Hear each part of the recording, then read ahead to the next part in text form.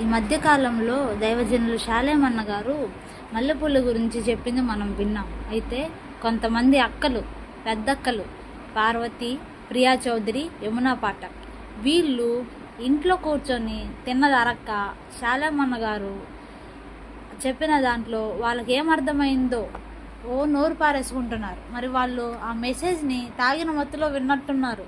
సగం విని సగం సగం అర్థం చేసుకొని అందులో ఏదో ఉన్నట్లు ఇష్యూ చేస్తున్నారు. ఓ పార్వతక్క, కొంచెం ఆ తాగిన మత్తు దిగిన తర్వాత ఒళ్ళు దగ్గర పెట్టుకొని విను, ఆ తర్వాత వాగు. శాలేమన్న తెలుగులోనే చెప్పారు, తమిళంలో మలయాళంలో చెప్పలేదు. నీకు ఎందుకు అర్థం కాలేదు? క్రిస్టియన్స్ని ఏమన్నా సైలెంట్గా ఉంటారు, ఏం చేయలేరు అని అలా వాగుతున్నావు. అక్కో సబర్కరు, మీరు ఏమంటున్నా సైలెంట్గా ఉంటున్నామంటే మాకు చేతకాక కాదు, మా దేవుణ్ణి బట్టి మేము సైలెంట్గా ఉంటున్నాం. మీరు ఎంత విరుచుకుపడ్డా మమ్మల్ని ఏమీ చేయలేరు. మీరు ఏం చేసినా మేము వాటిని పట్టించుకోనంత వరకే.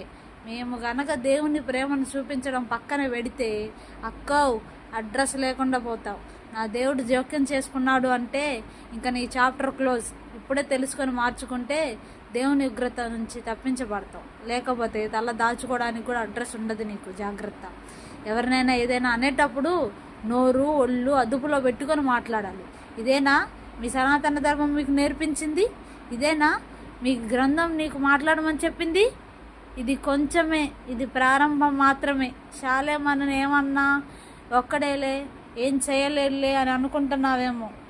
వెనక మహాసైన్యం ఉంది. నువ్వు ఒక్క ఆట ఆడిస్తే పైన ఉన్నాడు 14 ఆటలు ఆడిస్తారు. రా, ఆడించు, చూసుకుందాం. నీకు ప్రేమతో హెచ్చరిస్తున్నాం. ఏదో అనరాని మాట అనేసినట్టు మాట్లాడుతున్నావు. నువ్వు అంత పరిశుద్ధురాలివైతే క్రిస్టియన్స్ని చంపేటప్పుడు ఏడికిపోయావమ్మా? మణిపూర్లో మరి ఆడవాళ్ళని కాళ్ళతో కొడుతున్నారు, యవనస్తుల్ని నగ్నంగా ఊరంతా తిప్పారు. అప్పుడేమైపోయింది నీ నోరు? అంత ప్రేమ ఉంటే ఆడవాళ్ళ మీద. ఇప్పుడు అత్యాచారాలు జరుగుతున్నాయి. ఏం పీకుతున్నావు ఇళ్ళల్లో కూర్చొని? అలా ఎలా పడితే అలా మాట్లాడితే భయపడి కూర్చుంటామని అనుకుంటున్నావేమో. జాగ్రత్త. ఇప్పుడు ఏదో శాలేమన్న తప్పు చేసి దొరికిపోయినట్లు మాట్లాడుతున్నావు. ఇదిగో, మేము దొరికిపోవటం కాదు, నువ్వు క్రిస్టియన్స్ విషయంలో జోక్యం చేసుకొని చిక్కుల్లో పడ్డావు.